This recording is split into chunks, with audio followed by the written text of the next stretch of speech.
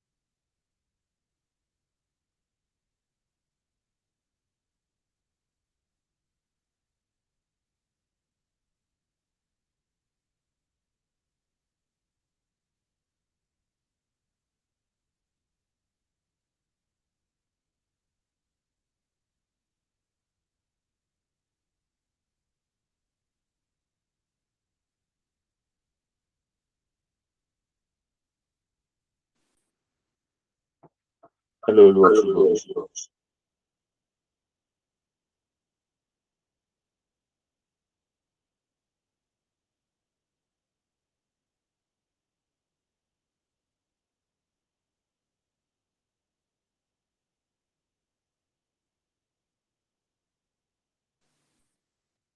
Hello, everyone.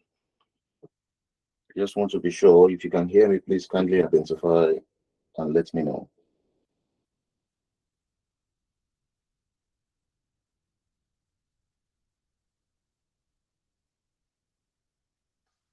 Yeah, I can hear you.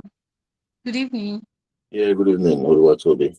Good evening, Rahim, Oluwashibomi, Emily, Nafisa. How are we doing? Good morning to you all. Good morning, hey Tibo. All good. Yeah, I know it's morning in some parts of the world. It's good evening here in the UK. Good evening. Good evening, Emily. Hi, Angela. Hi, Emmanuel. Is it nothing? Sorry if I'm unable to pronounce your name perfectly well.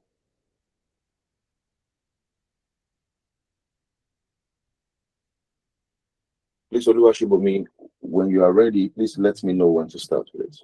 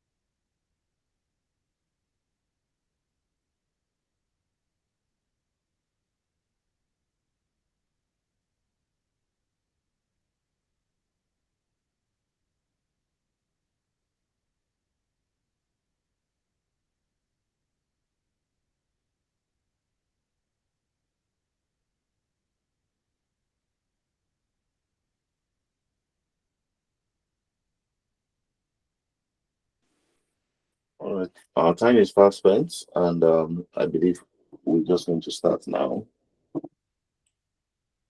I'm only waiting for Oluwashibomi to give an heads up so we can get started.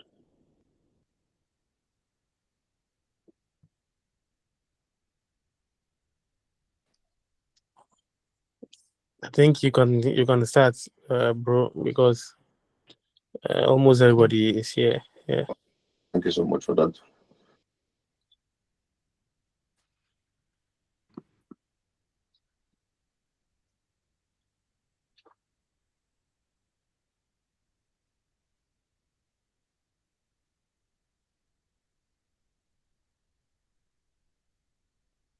All right, good evening, everyone.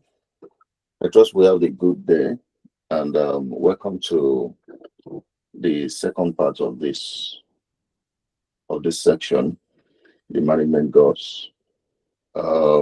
Last week, I don't know if there's any of us who can remember 4 of the goals that we made mention of last week. Anybody?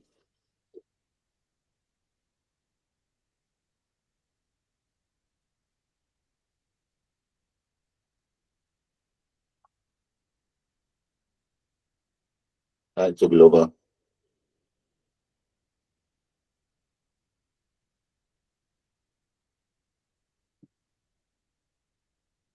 Hi, Josephine.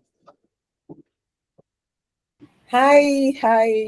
Hello. I know I'm Well, new, but I can't wait to watch the video. Go ahead. we've not started. We're about to start. So I was waiting for Olua Shibomi to give our next up, but I think we just have to start now. Yes, please go ahead. Wow. All right. Okay, so like I said last week, and I made mention, we established 7 common goals of the management, which are not written, they are not visible. They are things that they are goals that you will know and you are going to meet.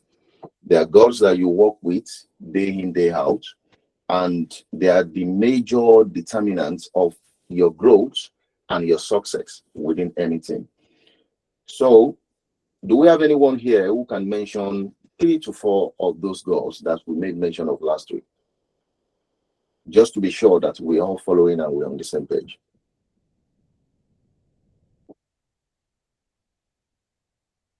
Anybody?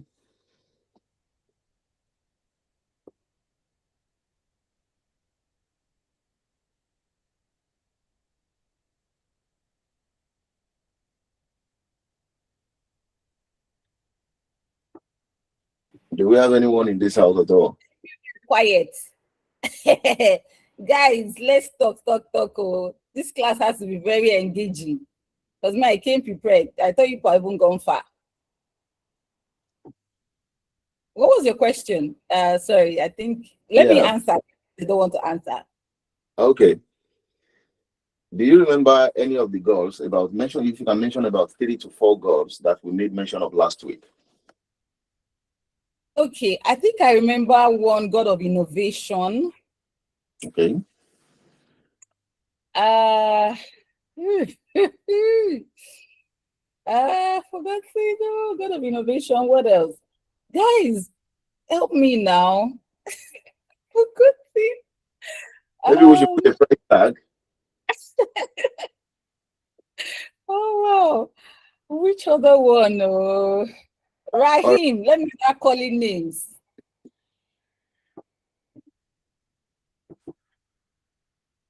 Who else? Angela was there last week as well. Where are they? So I'm just going to do a rundown on the goals. Work. Yes, please. So at first, we started with the god of hierarchy, where here title matters, top-down decision-making system, authority determines the truth. You understand? Your CEO can be giving a suggestion and you say you have an idea. Most especially if your CEO is a rigid individual who wants everything to be in their own plan and way. You understand? So hierarchy is very, very important. I just use that as an example. I'm not saying your CEO is a rigid boss. You understand? And also, we made mention of the God of speed, where everything needs to happen ASAP, happen immediately. You have some kind of boss whereby they give you a task and they expect you to complete it within the time frame, even though it's not visible that you can finish such a task. They just want you to get it done as soon as possible. And thirdly, we talked about the God of data, where I made mention of Amazon. They are very big in data and they run their business around data. I cited that as an example last week for us. And here, the God of data believes so much in data reality. If whatever suggestion you are bringing, analysis, no matter how beautiful your strategy is, if it's not backed up by data, it's not going to be accepted. And four, we talked about the God of customer. Here, customer is the God. Even if the customer slaps you, you still have to say yes, ma'am. You understand? And even if the customer insulted you in a way, whichever way, you have to adapt to the customer terms. So, and here, this culture constantly asks the question, what does this mean to the customer? So whatever suggestion you are bringing to the table, it has to make sense to the customer. You understand? We call it the customer-centric God. And we talked about the God of innovation, which Josephine mentioned, even though she didn't mention the rest. So here, the God of innovation, in this culture, ideas are actively invited. You know, they experiment a lot, they do a lot of experimentation, and the pilots, prototype, and the proof of concept thinking becomes normal. So here, it is very important. If you work within this environment, you have to be on top of your toes, because they will have strategy meetings whereby they expect you to give an input. And imagine you going to a meeting week one, any suggestion, you say, I'll get back to you. Week two, any suggestion, I'll see what I can do.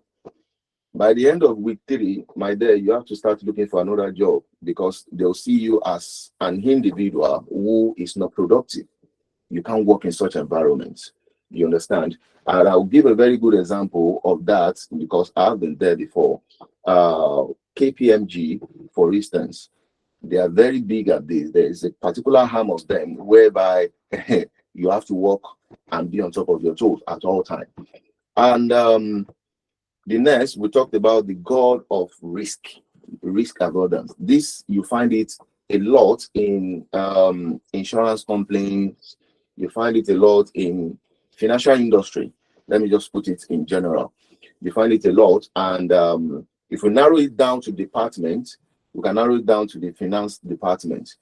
You as a project manager, you've done your homework, visibility study, everything is beautiful on paper. You understand? And there's a budget attached to your project. You've passed it down, to the department, and the finance department is just sitting on it and telling you, my dear, as a company, we don't think, what is the ROI? That's the first thing they will be asking you. You understand? What does this mean, to us as an organization? Their own core assignment is to protect the organization. You understand? Is to protect the organization. And we established that most times your strategy is not bad.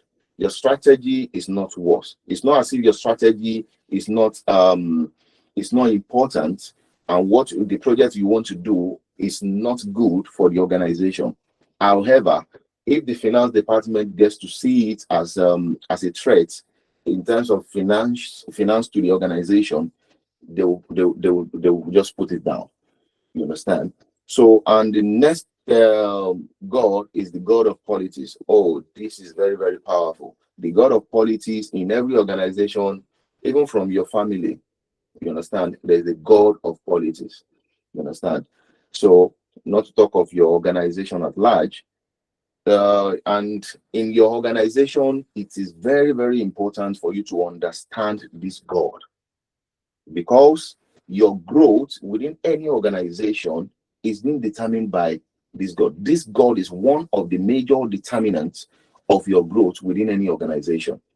Number one, I cited an example last week whereby you are working your heart so hard, you are doing everything possible to get your job done, and you are doing it well. However, someone who is not doing as much as you is being recognized. in such a way whereby they're doing staff award, they are doing events. The company, the organization have one event outside. They need representative. They should look out. You will be expecting that, of course. I should be on that list. Because I know my job and I do it well. You understand? However, they are not calling you. They are not even seeing you. Your name is not even on the list. Why? Someone who is not doing as much as you, based on relationship or based on the knowledge that they have, the capability, of them knowing how to manage and move around these gods, has placed them a seat on that table. So it is very, very important for you to learn this God of politics, amongst every other God. I don't want to sing now. They say among other gods, who is like you?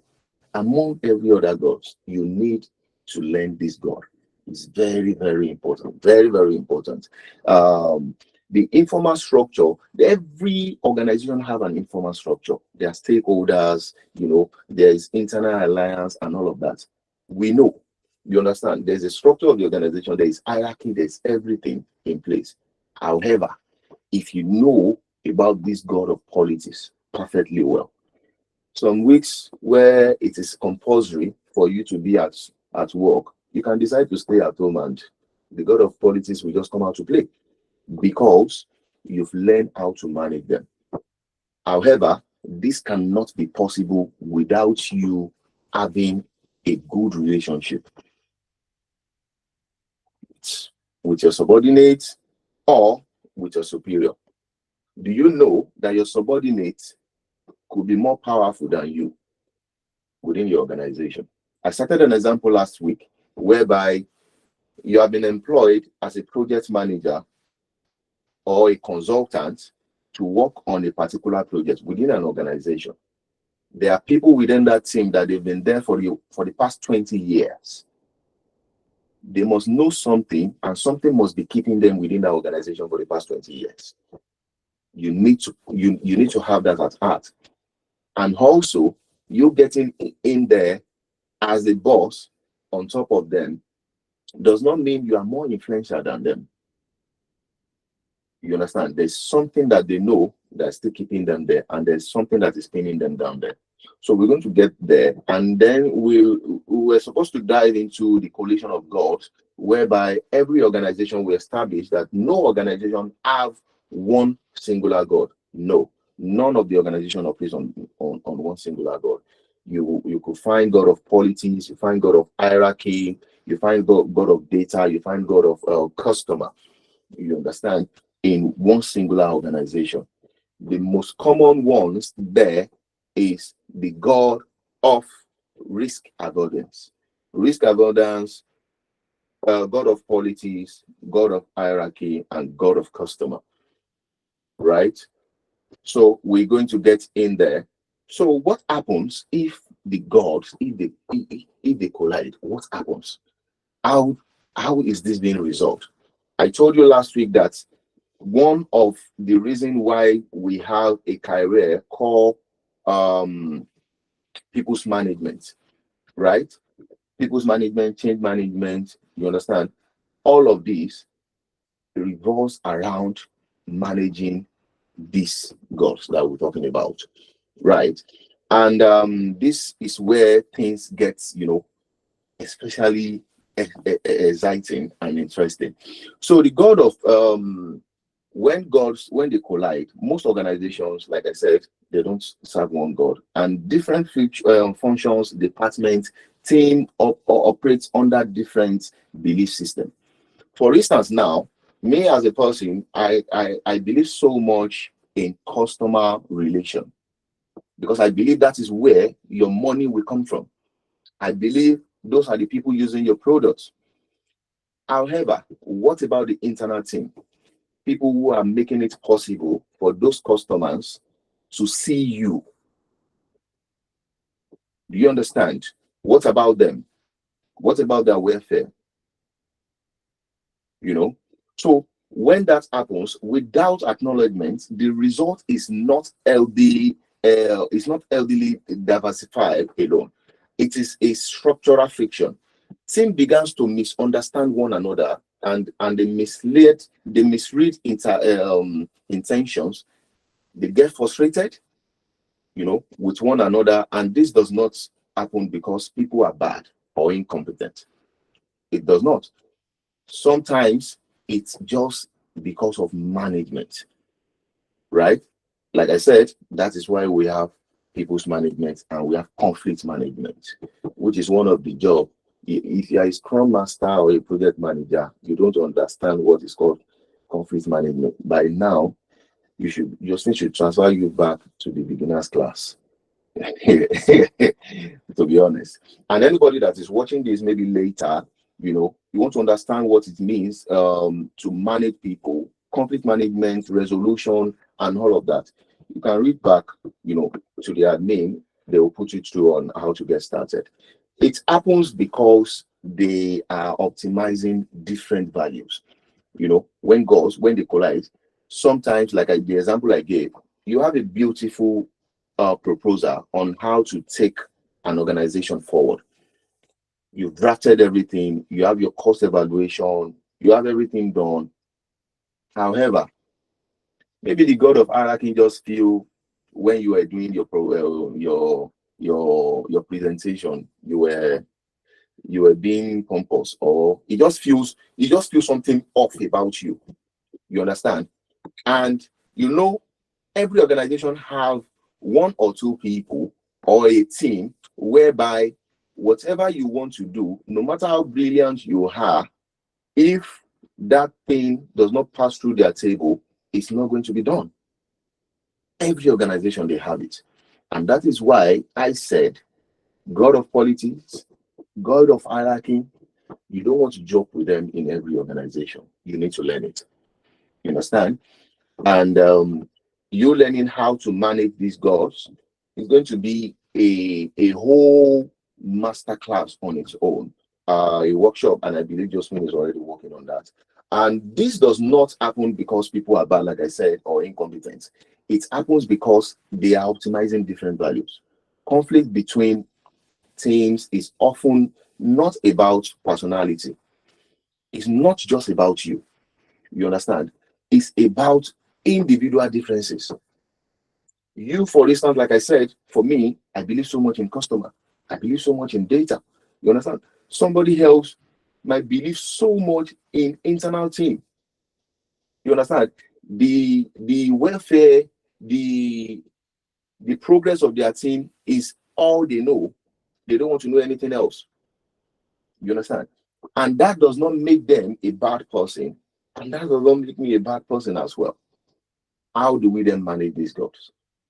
You understand? It is not compatible cultural goals operating in the same system. Let me show you one of the clearest example that we might have. We have the product team, we have the finance team. I've been talking about it a little bit. You understand? And the team often, serve the goals of the product team. They serve the goal of innovation.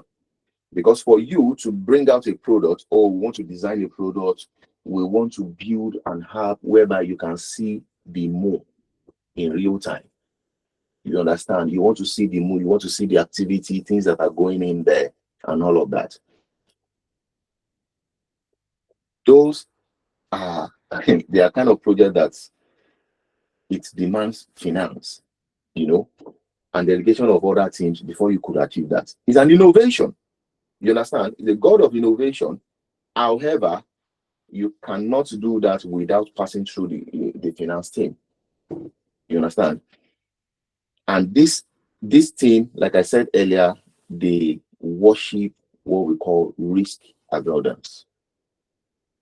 Optimizing for stability, compliance, financial protection.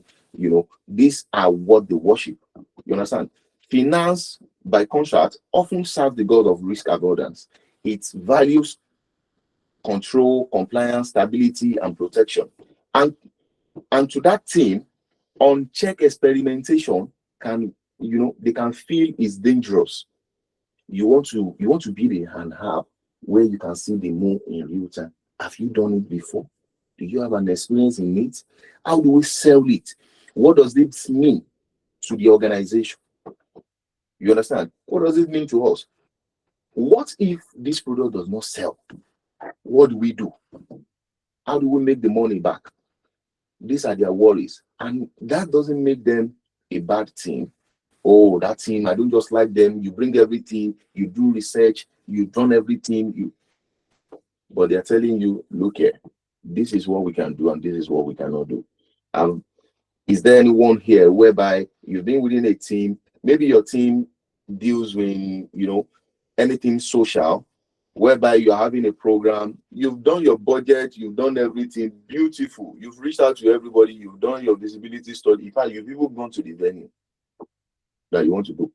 Everyone has worked, and you put down your proposal and they tell you, you see, that's all that you've looked at. A hotel, right? I'm sorry, we can't afford it. What we can afford is Ojuelegba Primary School. We can use their field, to get the event done beautiful, and everybody will be happy. You understand? There are projects like that, whereby the finance team will tell you, they will give you another suggestion, even though it contradicts the purpose of your event. Because how can you tell me you want to do an event, maybe a book launch or an opening of a new arm of your business, where you are inviting the governors, you are inviting the elites. You understand? You are inviting the elites to come to your program, and they are telling you, go and use Ojuelegba Primary School field to do such event. You understand? So you have done your homework, but they have looked at the finance and what the organization can afford at that particular time. You understand? Neither of the team is wrong. Like I said, the problem is not disagreement. The problem is the absence of the shared framework that helps each side to understand what other is protecting, which is what I explained earlier. And that is where leadership becomes essential. That is why you are here. Like I said to you last week, none of you that is here, none of you is a low-level manager. You are a senior manager. In as much as you have one or two persons that you manage, you are a senior manager. You understand? And this becomes very more clear, in our case study that we just give now. And the next thing we're talking about here is the agile transformation in a risk-averse bank. This is another case study for us to look about here. And this case study, I so much love this case study because it gives more clarity to what we've been talking about, even from last week up till now. The major financial institute, they invested heavily in agile transformation. The methodology was sound. The training was comprehensive, beautiful. They've called Josephine and the team, come and train our team. This team, we want them to be grounded. We want them to be good in this and that. But the transformation failed. Why? Why did that happen? Because the dominant cultural goal remained risk avoidance. You've trained them. Oh, this is how to be the best project manager in town. This is what you should do. This is what you should know. This is what you should look out for. However, governance layers stayed in place. The governance, they are not changed. You can change the team. If you change the team and you did not change the leadership, you will get the same result. If you don't take anything from this meeting, if you change the team, the mindset of the team, but the mindset of the leadership remains the same, the result will still be the same. You understand? Approval chain, it will remain untouched because you've educated the team on what to do. Now they are coming out from that, from that masterclass, and they are being like, oh, now I know what to do. I know where to go from here and all of that. And they went ahead, to just do their strategy and come up with everything, And at the end of the day, the senior manager just tell them, this is Ura Balu. This is not acceptable. We can't do this. This can't fly. A lot of senior managers use that word. They will tell you this cannot fly. You get it? So compliance culture was unchanged. So team performed agile ceremonies, stand up. You just be doing meeting upon meeting, retrospective, sprint ritual. You do everything possible. But the real decision making still moves through traditional control structure.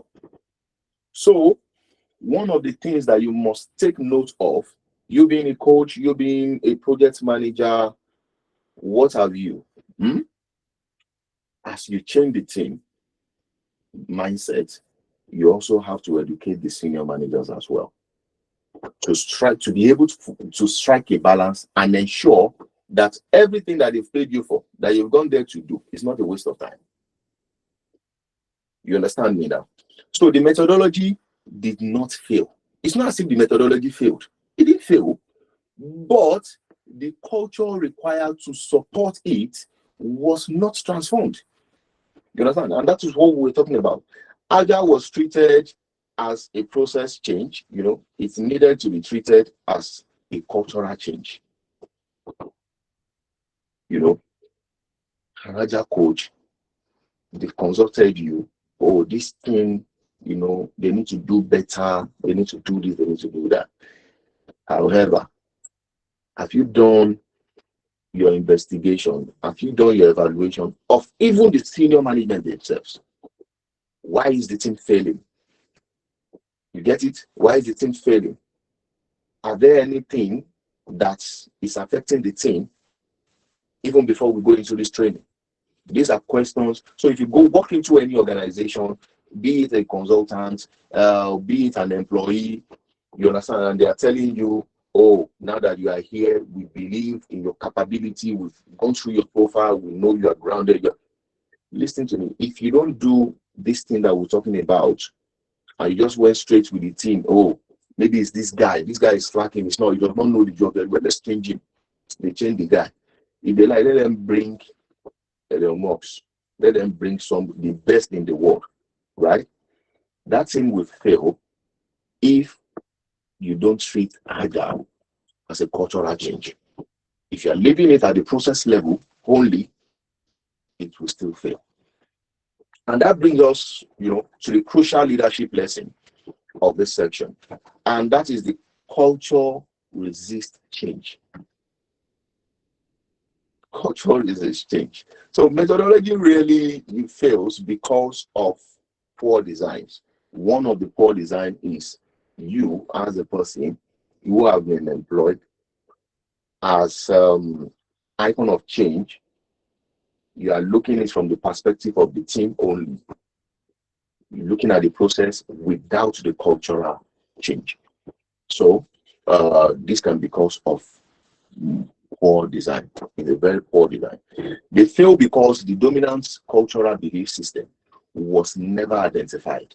Like I said earlier, if you don't identify the cause, the reason why the team is failing, or why the team needs change, or why the team needs development, you understand, that is still going to fail. So you need to, first of all, one, identify the cultural belief system. Two, never challenge and never transformed. It's very important. This happens to us a lot as my project manager, as agile consultant, as change manager. You just get into a team and you believe, oh, hey, the Almighty God is here right now, and everything will still begin to manifest. My dear, you need to relax first. You need to, first of all, identify the key factors of why this team is failing, why this team needs to do better. And you also have to let it be known to the team. Trust me, if you see your friend that is doing something bad, and you are just trying to change the person, it will never work if you've not made them know the reason why they need to change, and the reason why what they are doing is bad, and how it can affect them as a person. And until the time where an individual or a group see the reason for a change, that is when change starts to happen. Until that time, change will never happen. right? That means diagnosing. You need to diagnose first. Naming the tension. You need to name it. Okay, let's name it now. What is the problem? Oh, salary increase. Okay, no problem. Why do you want salary increase? Oh, the economy is hard. Bag of rice before, they are selling it for 80,000. But now, bag of rice is now 200,000. How do you want me to cope? My landlord has been calling me since yesterday. I need to pay house rent as due 3 months ago. How? So these are the things that are affecting my work. And how is it affecting my work? Because my salary has not been reviewed for the past 2 years.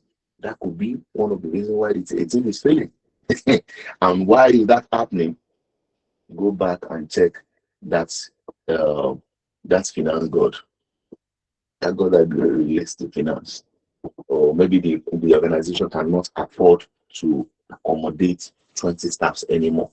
And they are struggling to let anybody go. You understand? So let me not digress too much with examples. Okay, let's move forward. And then leading the cultural dimension of change, not just the procedural dimension. Transformation is ultimately a leadership act. For every leader to be successful within a team, within an organization, even within your family, right? You need to have that transformation skills. Transformation is very, very ultimate as an art.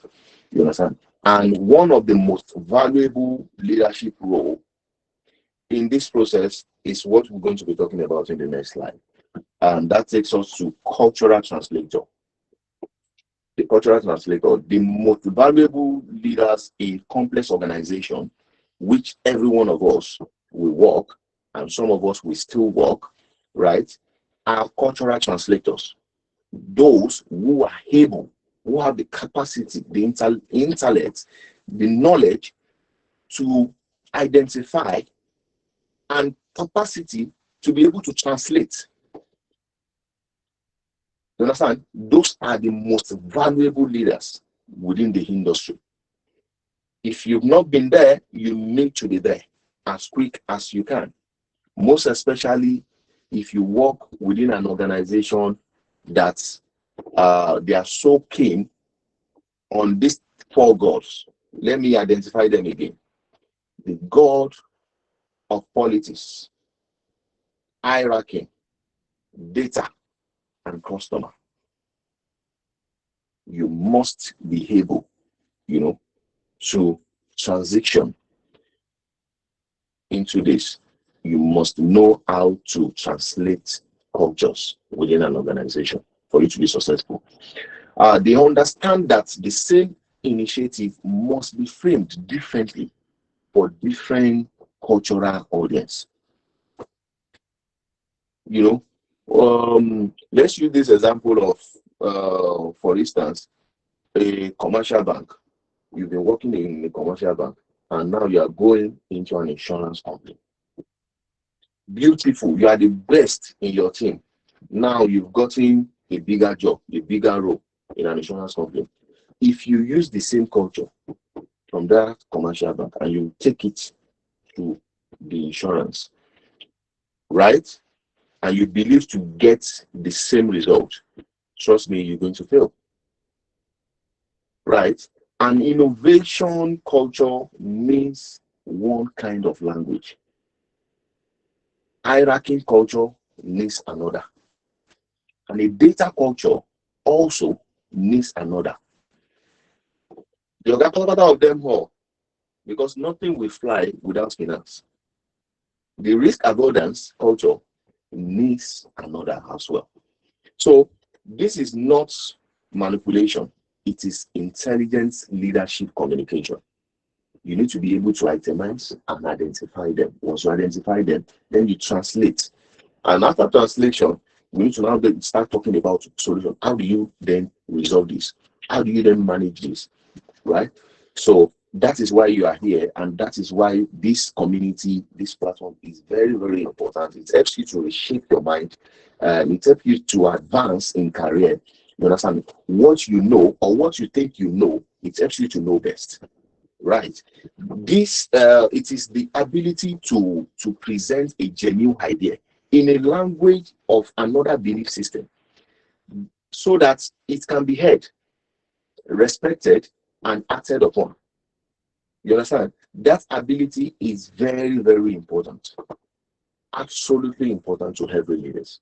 And that is how good ideas become implemented into reality. If you've been able to identify the goals of hierarchy, you know how to deal with them. You know how to do the goals of hierarchy.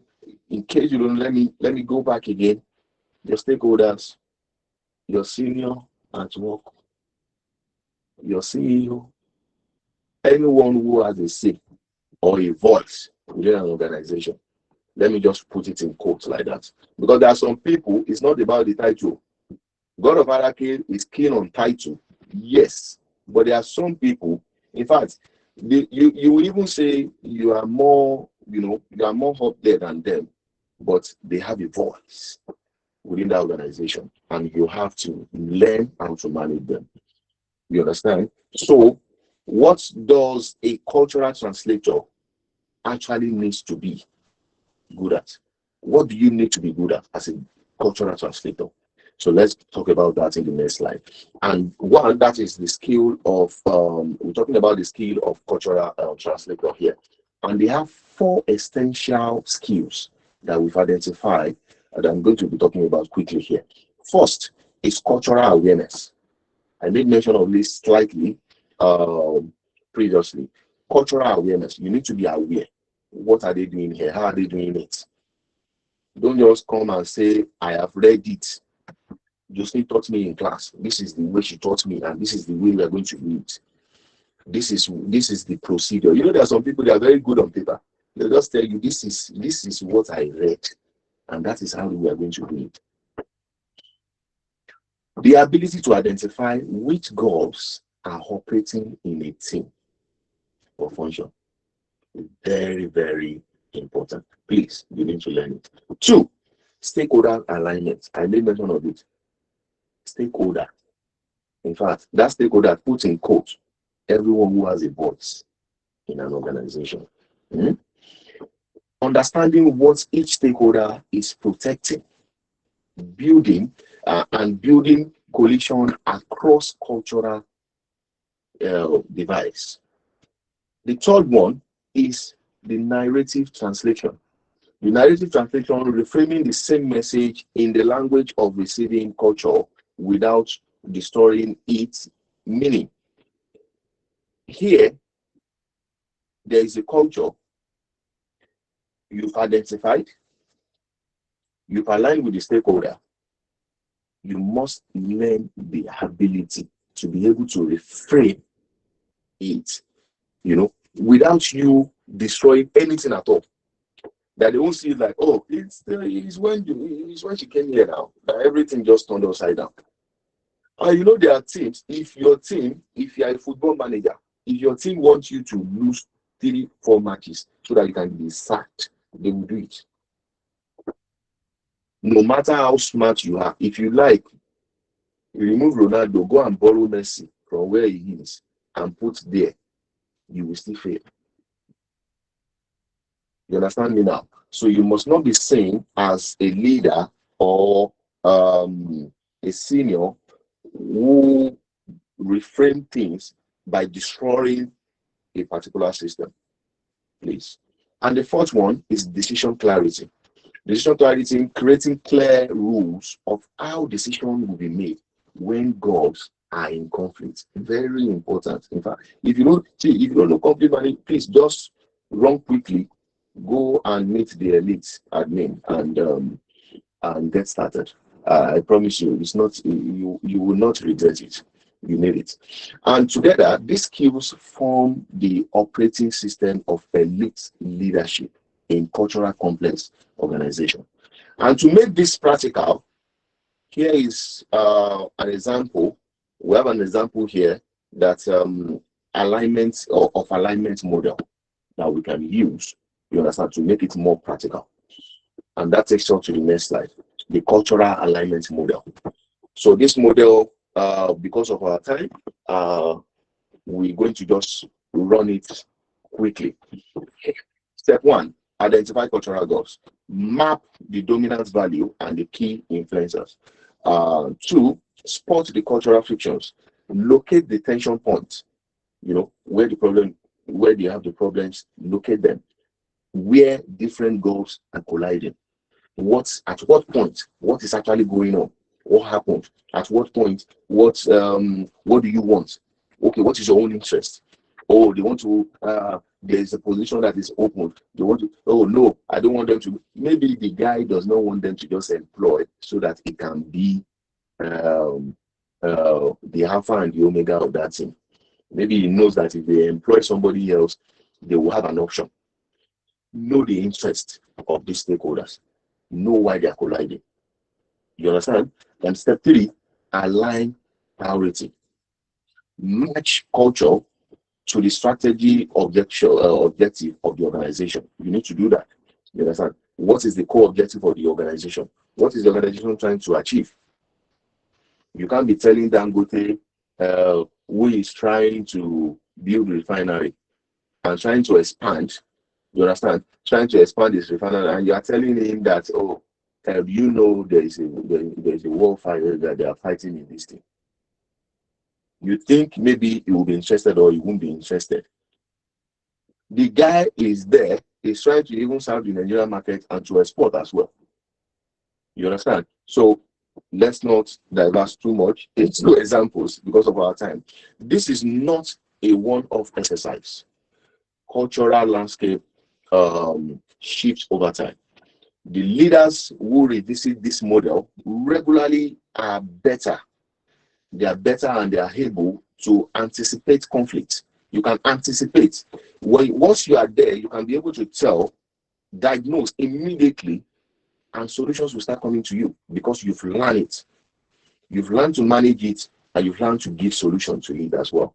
And you are able to shape the culture intentionally. Before we close, I want to bring this back to your own reality. Take a moment again and reflect upon everything that we've talked about, upon all the goals that we've made mention of. What God rules your organization?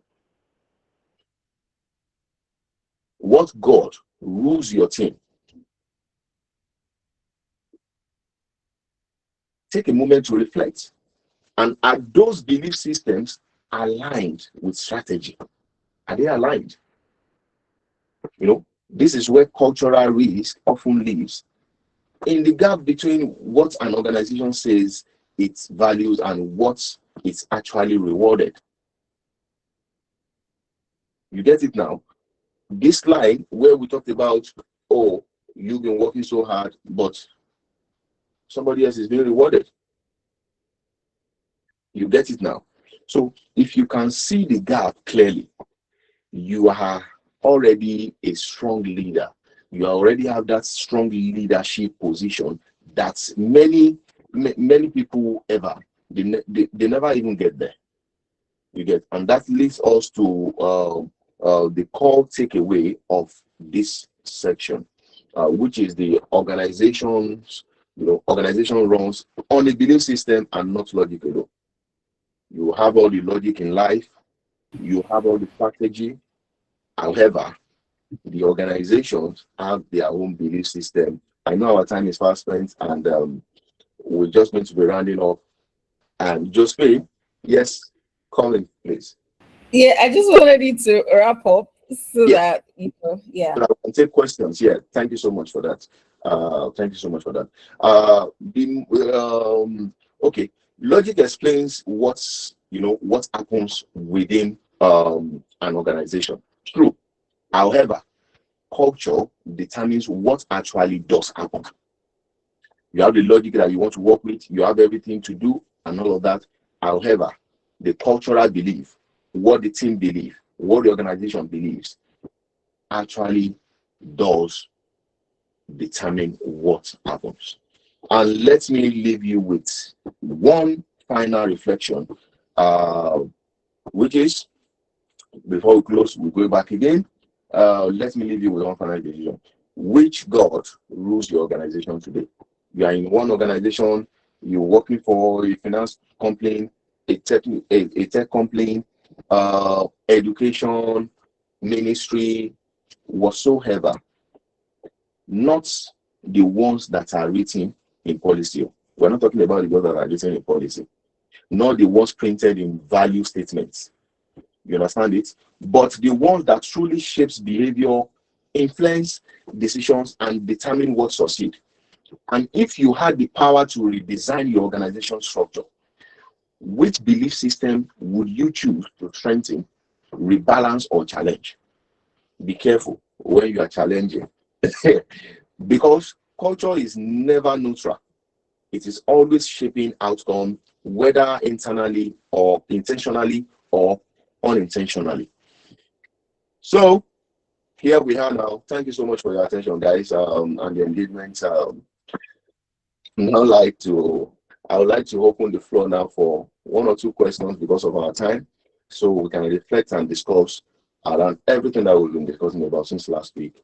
And as you respond, I will invite you to connect this framework, to your own exercise, to your own experience. Which part of the model feels most familiar to your organization? Reflect on that. Where do you see the cultural tension most clearly, and which belief system are you helping or limiting or performance? So this is often where the framework becomes most powerful, because once leaders can name the culture, as a leader, if you can name the culture, you can begin to shape it. Thank you so much, guys. The floor is open now. Just wait. Yes, thank you so much, sir. I really, really do appreciate it. I don't take this time that you've given to us for granted. I deeply respect you. Thank you so much. The time is fast spent, but we can spare another 2 minutes to ask questions, right?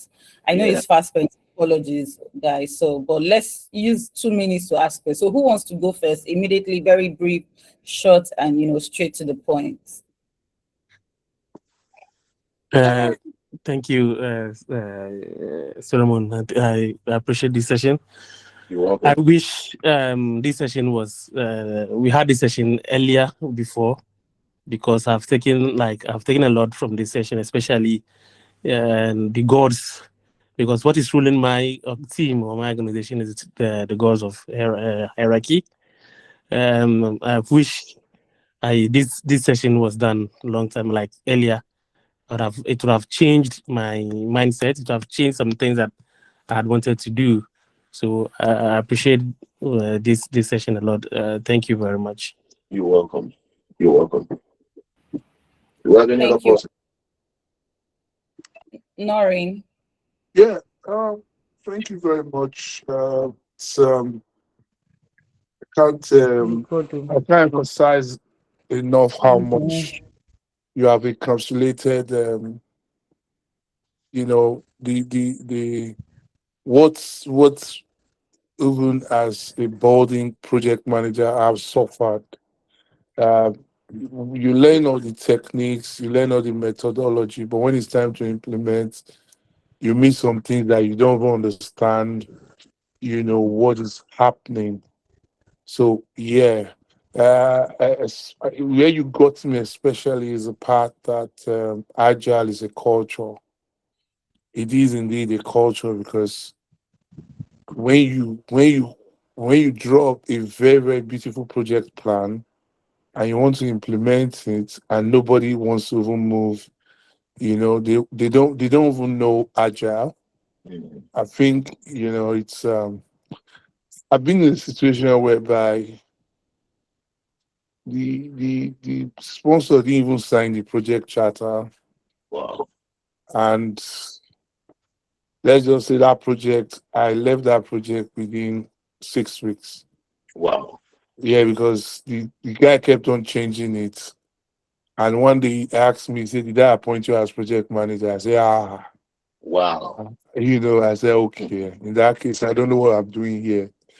So you don't know what you've done. But and again, again, please, this methodology, I really need to. I don't know if we're going to have a class where you are going to teach it, because there was No, please, let's wrap up. I'm sorry, the time is, this is the okay, first so, time, okay, 10:06. sorry, just 30 seconds, please, because there was an application I was filling, and they did ask us what methodology did we use to bring social-cultural change in years while implementing a project that had to involve um, reorganizing the clients slash customer Wow. interactive standpoint. So, That's so I need to understand this methodology better. Thank you very much for a very wonderful presentation. you're welcome. You're welcome. Yes. Sorry, I need to chime in. So, Isa, you see this question, you are gonna answer it inside the community. Yeah, please, I beg you. No, All right. don't be angry. So I know there's someone who raised her hand. Let's have the lady, Amaka. I don't know if you're still ready to maybe ask your question or just make a quick contribution. Okay, thank you so much, Mr. Solomon. You're welcome. My question is, let's just go straight. My question is, if you're working in an organization where the god of politics is the order of the day, like you have people doing the work and then others are just running around to be recognized, and then at the end of the day, it is those that are not even doing the work, but because they are playing the politics very well, are being recognized. So in such a situation, what do you do as a worker in such an organization? Yeah.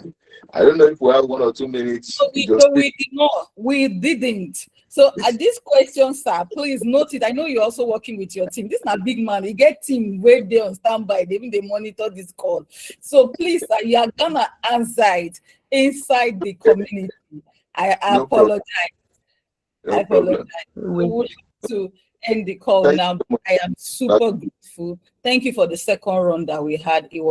I've learned a lot myself, and I'm going to go back to the recording. Thank you so much to everyone who joined. You guys know I love you. Thank you so much. Have a lovely evening and Thank bye. you so much, sir.